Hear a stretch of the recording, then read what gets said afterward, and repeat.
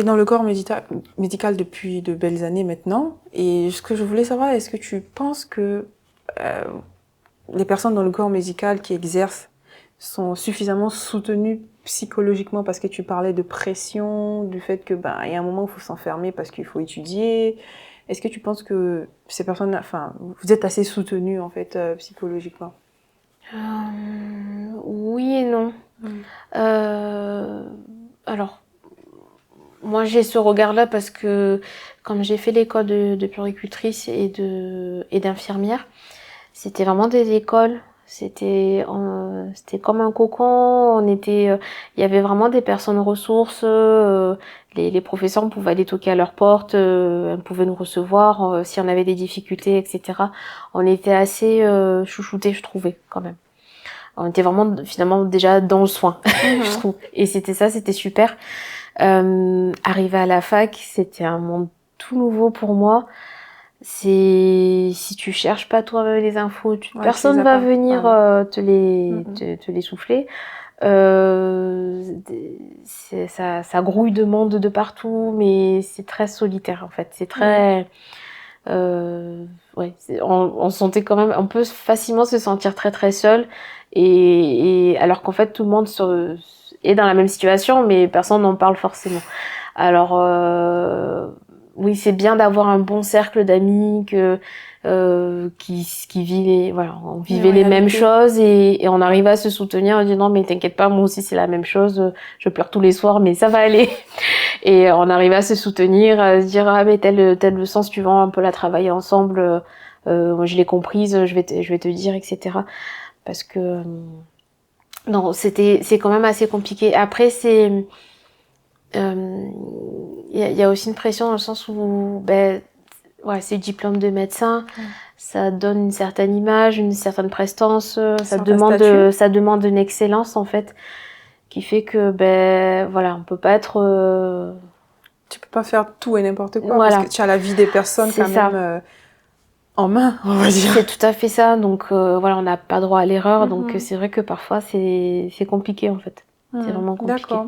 Et avec toute cette pression en fait qu'il peut y avoir, il peut y avoir des maladies qui sont liées à nos émotions, à nos ressentis, donc comme le burn-out. Est-ce que dans ton domaine, il y a beaucoup de burn-out? Beaucoup, je pourrais pas dire, j'ai pas de chiffres, mais oui, c'est quand même courant. J'entends du coup des histoires d'internes qui ont arrêté, alors ils avaient juste à passer la soutenance et ils ont jamais passé, donc ils se sont retrouvés en situation où pas de travail, quoi, 9 ans d'études pour rien. C'est dur, ça. Il y en a qui font carrément des dépressions, on entend aussi carrément des suicides. Non, c'est une grosse réalité. On se rend peut-être pas forcément compte. Mais on n'en parle pas en fait. On n'en parle pas parce que moi, je t'ai posé la question parce que avec ce que tu expliques, je me dis ça doit être dur quand même. Mais je trouve en tout cas moi, j'en ai pas vraiment entendu parler. Je pense qu'après ça dépend peut-être des spécialités, mais je dis par exemple les spécialités chirurgicales, juste pour donner un exemple, c'est quand même c'est assez costaud. C'est un rythme avec les blocs tous les jours, peut-être faut être là, il faut toujours être en forme, parce faut pas avoir sommeil, quoi. Ah oui, c'est sûr, parce que tu te dis on ouvre, il faut pas que je touche l'artère, il faut pas que je touche le nerf, il faut être hyper réactif, ça demande une certaine rigueur, qui fait que entre peut-être les chefs, etc.,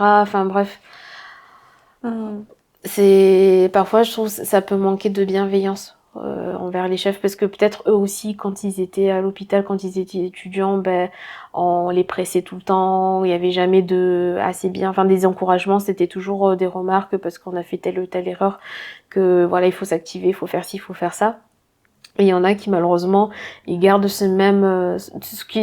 la manière dont on les a traités à l'époque. Il y en a, je pense, qui reproduisent exactement la même chose, et qui s'en rendent pas forcément compte, et que en fait ça peut être très destructeur, et c'est un peu, j'ai pas le mot, mais le serpent qui se mord la queue. C'est un peu ambivalent, dans le sens où on est là, on est des acteurs du soin, on est des soignants, On est censé être là pour soigner le patient et si possible le guérir, le prendre en charge de A à Z, etc.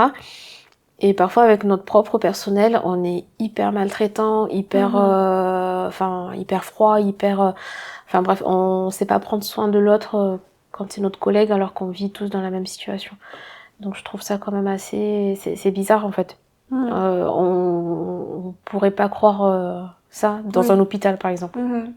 Et selon toi, tu es plus à même de dire quels sont les signes avant-coureurs d'un burn-out pour aider quelqu'un qui peut manifester ça. Les deux choses vraiment importantes que si t'as ça, c'est que peut-être que t'es un burn-out. Déjà, burn-out vraiment professionnel, c'est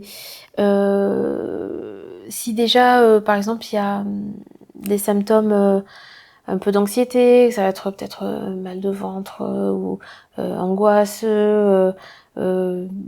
troubles digestifs, ça peut être troubles du sommeil, etc. Enfin bref, plein de trucs qui va faire montrer qu'il y a une certaine anxiété au travail ou grosse fatigue, des douleurs, enfin bref, que le corps il s'exprime de telle ou telle manière, qu'il n'y a pas forcément une maladie en soi, mais et que généralement quand on s'extrait du milieu professionnel, tout va bien. Que tout va bien, parce qu'a priori il y a peut-être un peu de burn-out derrière.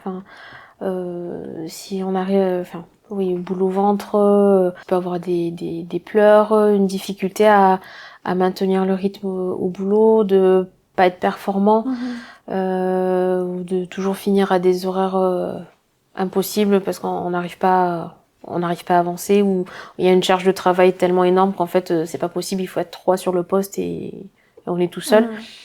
Je pense que ça peut être un des traits du burn-out, je pense. D'accord.